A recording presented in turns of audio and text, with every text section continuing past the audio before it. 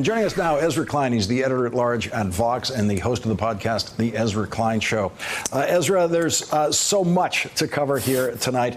One of the developments today was the president taking time to publicly proclaim he's not the crazy one here.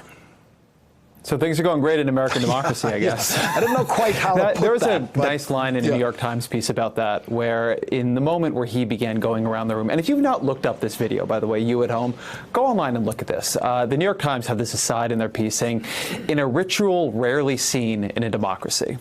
It looked like the kind of Potemkin moment you see in dictatorships. It was a scary moment, watching him herd his own staff into a room to publicly testify to his own state of mind, and as you say, publicly rebut a claim that was not actually made about him. It was strange, and given the fact that the guy has his hands on a nuclear weapon, it's troubling. And Ezra, let me get your reaction to the breaking news in Rachel's Hour. Chairman Nadler announcing that Robert Mueller is negotiating for a closed-door hearing with transcript to be released later. I think Robert Mueller, who's done, I think, a lot of tremendous work, is a little bit too concerned over the idea that his work could be interpreted politically. You cannot take quite so much of the politics out of politics. He's a fact finder. He has done, again, I think, a tremendous job trying to establish a pattern of facts. There are questions left open by the document he created. And while I certainly understand the idea that when you get put in front of a camera with the Congress the way that it is, a lot of people are going to be grandstanding and trying to create that one viral moment, or those couple of viral moments that'll go viral in different ecosystems of American politics. Nevertheless, the idea that you don't do it because you're worried that it could be politicized to the American people, you're working for the American people. That doesn't quite add up to me.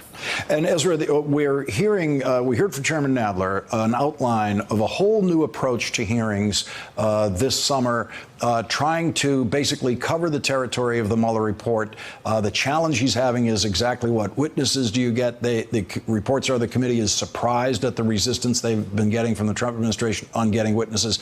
Intelligence Committee also making plans for a similar approach to hearings that will illuminate what's in the Mueller report. Something that I am struck by, and it's something that the congressman said in the segment earlier, is that Donald Trump, since the release of the Mueller report, has considerably strengthened the case for impeachment against him. There is what the Mueller report says, and then there is the way the Trump administration, under his command, has acted above the law since. The complete stonewalling of what is functionally Congress's constitutional duty to conduct oversight over him. And added to that, the reversal or the inversion of the normal approach that presidents take, which is to say, I'm the one here doing the people's business while they're over there investigating me and doing a circus. Instead, Donald Trump is saying, until they stop investigating me, I will not do the people's business. I will not do infrastructure, as if governing the country is a favor he does us when everybody is being nice to him otherwise. So I think that Donald Trump is doing a pretty nice job strengthening the case for an impeachment inquiry against him. And I think Nancy Pelosi, who has had his psychology pegged perfectly since the beginning, is doing a quite nice job baiting him into it step by step. I've always think it has been important here to recognize that her position has not been no impeachment. Her position has been to continue going forward in either building support for it or in seeing support dissipate for it. And so far, she's moved him into a place where I think he is building support for it, both in her caucus and I suspect over time in the country.